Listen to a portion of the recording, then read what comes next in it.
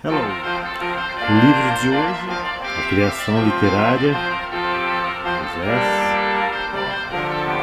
prosa, crônica, ensaio, romance 1987. Eu acompanhei de algum modo, Universidade com Depois, 87, São Paulo. Ele dedica a Ana Cândida, Beatriz, Cláudia, Mocidade com Depois, de 1987.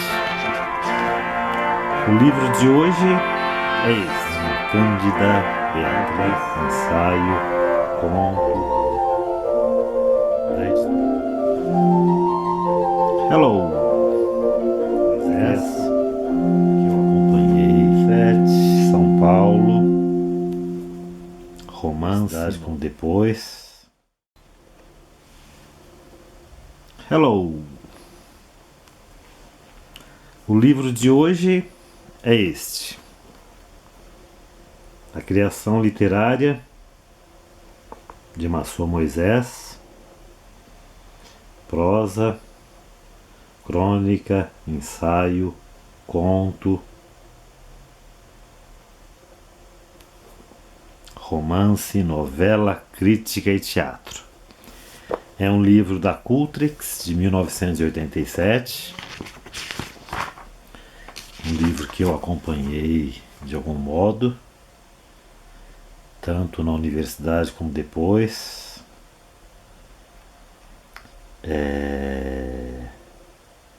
Da editora Cultrix, de 1987, São Paulo. Ele dedica aos filhos Ana Cândida, Beatriz, Cláudia, Maurício e Rodrigo. Nesse livro eu vou citar vou acompanhar três páginas. As passagens da página 140, que trata das diferenças entre as personagens do Primo Basílio de Eça de Queiroz e o Contraponto de Huxley, passando pelas diferenças entre as personagens Plana e personagem Redonda, típicas do romance, e concluindo na página 142, falando um pouco da personagem Redonda do livro do Graciliano Ramos, Angústia.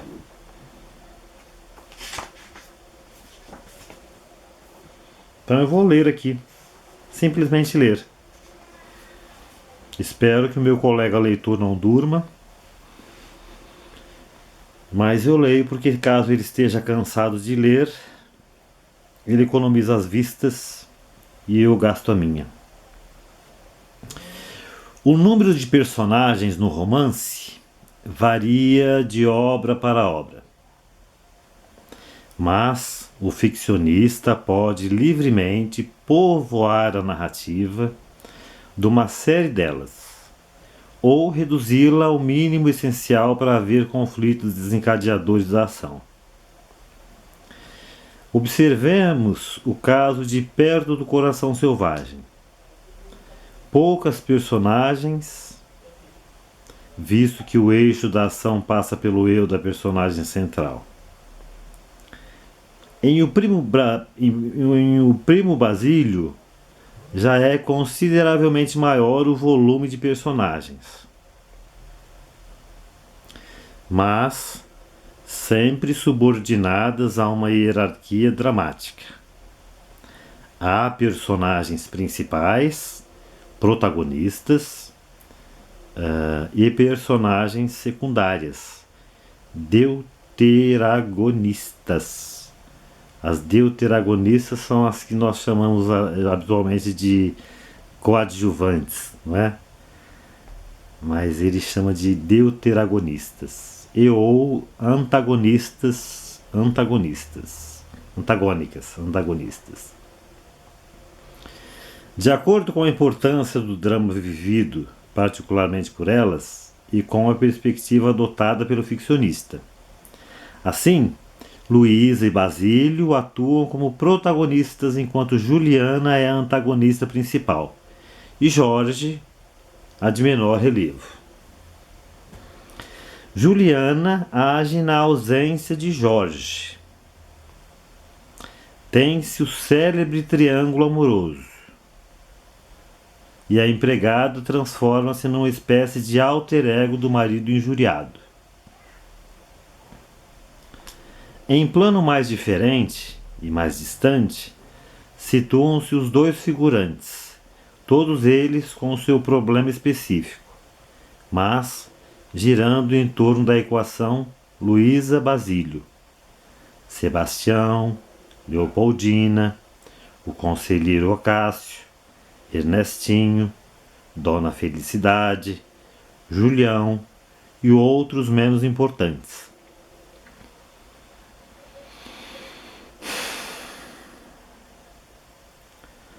Todos, de uma forma ou de outra, justificam sua presença no desenrolar do romance, graças ao relacionamento com o drama de Luísa. Depois ele começa a citar o contraponto do Huxley, em que ele diz: o contraponto constitui outro exemplo de romance, cuja população atuante, grande e variada, forma núcleos dramáticos que se justapõem numa rede estreitamente trançada. Marjorie Carlin, Walter Bidlake, Lady Edward, Polly Logan, Webley, etc, etc, etc. Quase se diria que Huxley pretende revelar os sem limites das personagens que vivem os sem limites dos dramas e conflitos individuais e coletivos, de modo que todos seriam protagonistas e ao mesmo tempo personagens secundárias ou antagonistas. Todos apresentariam importância dramática quando vistos em profundidade.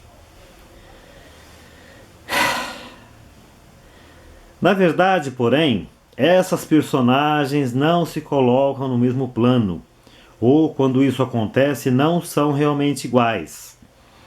Dois protagonistas podem ser basicamente contrários enquanto personagens, pouco importando que se pareçam pelo fato de agirem com igual relevo no corpo da narrativa. Igualam-se pela ação, mas diferem na personalidade. Este fato determina que ainda classifiquemos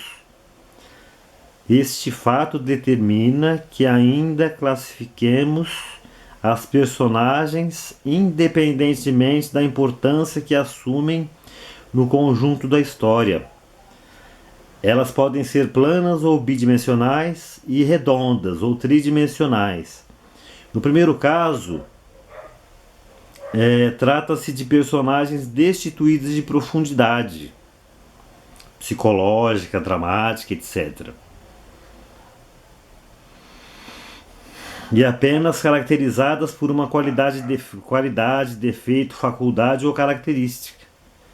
Sendo como são, criaturas em quem se processa o exagero de uma tendência particular, podem ser chamadas de tipos ou de caricaturas, conforme se trate de personagens universais ou regionais. Assim, o conselheiro Acácio é o tipo representativo da hipocrisia social revestida por uma linguagem de lugares comuns, altissonantes, enquanto Ernestinho é a caricatura do poeta romântico, descabelado e melodramático. Num caso ou noutro, ainda se trata de gente individualizada. O tipo e a caricatura conheceram muita voga no século XVII e no XVIII, em prosa e no teatro. Le Caractère, de La Bruyère, o Tartuffe, o Misantropo, de Molière. Ainda se pode dizer que as personagens planas são estáticas, inalteráveis ao longo da narrativa, sempre iguais a si próprias e jamais reservando surpresa ao leitor por suas características específicas, mas tão somente por sua ação. As personagens de ficção romântica e realista eram, via de regra, estáticas e planas. As coisas aconteciam a elas, não dentro delas. Por sua vez, as personagens redondas têm profundidade e tão somente se revelam por uma série de características, ao contrário das planas, identificadas pelo desenvolvimento irregular de uma virtude ou um vício. Dinâmicas, as coisas se passam dentro delas e não a elas. Por isso causam surpresa ao leitor graças à sua disponibilidade psicológica em tudo semelhante à dos seres vivos. Enquanto a composição da personagem plana é sem dúvida mais deliberada, se não mais consciente, ao menos mais metódica, como o resultado de uma construção racional, lógica, a personagem redonda parece formada pelo interior. Faz figura de ser singular, concreto e fruto de uma visão global, de um élan impulsivo, onde a sensibilidade e suas intuições ocupam grande parte. Por outro lado, a personagem plana depende do meio para adquirir sua individualidade. Ainda assim, relativa, moldada pelo ambiente social em que vive. Dela recebe sua linguagem, seus gestos, seu porte, seus hábitos e mesmo seus modos de pensar ou de sentir. Funciona como uma espécie de índice social, ao passo que a personagem redonda obedece primordialmente aos impulsos interiores, colocando-se à margem ou acima das coerções sociais. Indivíduo diferenciado, inigualável e inconfundível. Enquanto a personagem plana é coletiva, social, esta não parece ter eu, salvo o eu social. Já a outra só possui eu. E o eu profundo, à custa de atrofiar o eu social ou jamais tê-lo desenvolvido. Por isso mesmo, a personagem redonda é ela própria e mais ninguém, precisamente como os seres vivos o são ou podem ser, graças ao nome, ao aspecto físico irrepetível, à voz, etc, etc, e daí se possa derivar para o seu caráter, como no teatro clássico francês. Mas sendo tão humana, a personagem redonda não raro acaba por se transformar em símbolo. Símbolo de uma possibilidade humana, por momentos elevada à sua dimensão mais alta.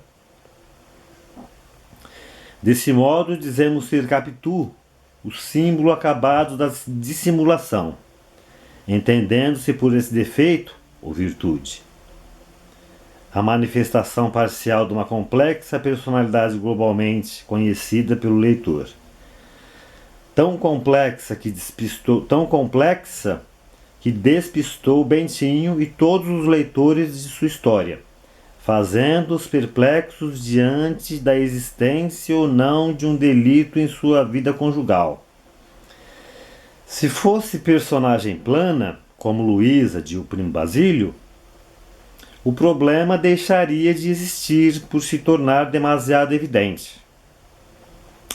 Assim, a personagem querosiana emerge tragicamente no aquário social e perde-se porque nela o social venceu o individual.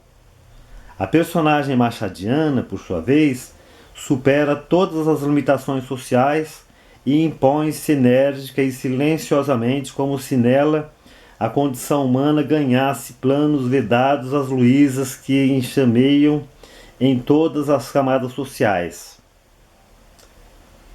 Em Capitu, o humano engrandece e adquire a força de símbolo, independente de ter havido ou não adultério. De resto, problema secundário e insolúvel. Em Luísa, o humano empequenece-se, não porque a personagem errou rasteiramente, atraída por aquilo que é menor no homem, o desenfreamento animalesco dos sentidos. Capitu é redonda, é símbolo. Luísa é plana, um quase tipo, ou quase caricatura. As personagens planas pertencem ao romance de tempo cronológico, ao passo que as redondas, sobretudo, ao do tempo psicológico. As personagens planas pertencem ao romance de tempo cronológico, ao passo que as redondas, sobretudo, ao do tempo psicológico. É por isso que essas últimas se encontram com mais frequência na ficção moderna. Lafcadio, o herói dos subterrâneos do Vaticano, André Gide, serve como exemplo acabado de personagem redonda, com seu dinamismo psicológico, seu descondicionamento social, sua disponibilidade psíquica, que lhe permite estar sempre pronto para uma atitude ou gesto contrário àquele assumido um instante atrás. Para ele, torna-se indiferente abandonar a amante depois de ofertar-lhe uma joia de preço, viajar para Roma, assassinar um comerciante durante o trajeto, ser preso e condenado. Estando disponível, tanto faz para ele agir de uma forma ou de outra, pois os atos se equivalem perante a sua consciência. Somente se os distinguem as personagens sociais, moldadas segundo padrões coletivos e despersonalizantes, quando não atentatórios ao indivíduo como pessoa. Para ele, indivíduo, personagem redonda, uma opção vale outra qualquer. A matar e não matar constituem atos psicologicamente idênticos, embora social e moralmente antagônicos. Uma espécie de superestrutura psíquica preside a vida do herói, absolutamente invulnerável às punições sociais, como o cárcere, a opinião pública, etc. Não menos disponível, Luiz da Silva, protagonista de Angústia, de Graciliano Ramos, vive obcecado pela vingança, como se de repente descobrisse dentro de si sua verdadeira natureza, ou o eu profundo recalcado pelo sistema social. Aparentemente pacato e pusilânime, a traição da amada, Marina, e do amigo Julião Tavares desperta-lhe desejo. Estranho e atavicamente forte de eliminar o rival. Em pouco tempo, outro Luiz aparece, livre das peias sociais e apenas inflamado pela obsessiva ideia da morte. Pondo-se acima da coação social, o herói entra a parafusar doidamente, redondamente. O que é que podia acontecer? Ir para a cadeia, ser processado e condenado, perder o emprego, cumprir sentença. A vida na prisão seria pior do que a que eu tinha. A vida na prisão não seria pior do que a que eu tinha. E mais adiante ele diz: medo de Julião Tavares? Não havia motivo. E por fim ele diz: medo da opinião pública? Não existe opinião pública. Não há opinião pública. Há pedaços de opinião contraditórios. Uns deles estariam do meu lado, se eu matasse Julião Tavares. Outros estariam contra mim. No júri, metade dos juízes de fato lançaria na urna a bola branca, metade lançaria a bola preta. Qualquer ato que eu praticasse agitaria esses retalhos de opinião. Inútil esperar unanimidade. Um crime, uma ação boa, dá tudo no mesmo. Afinal, já nem sabemos o que é bom e o que é ruim, tão embotados vivemos. Vale a pena considerar essas passagens. Em relação aos personagens, ele fala anteriormente sobre personagens infantis ou crianças no romance.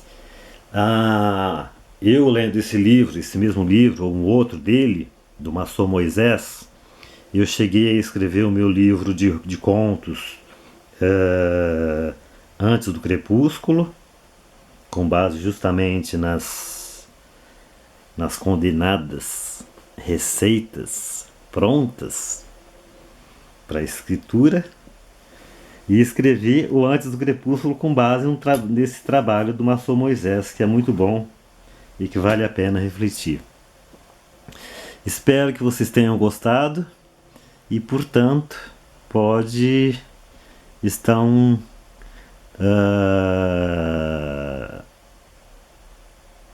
livres para tecer qualquer comentário ou deixar qualquer impressão sobre essas leituras que nós vamos fazer e vimos fazendo aqui nesse canal Legere Oculis. Obrigado. Até mais.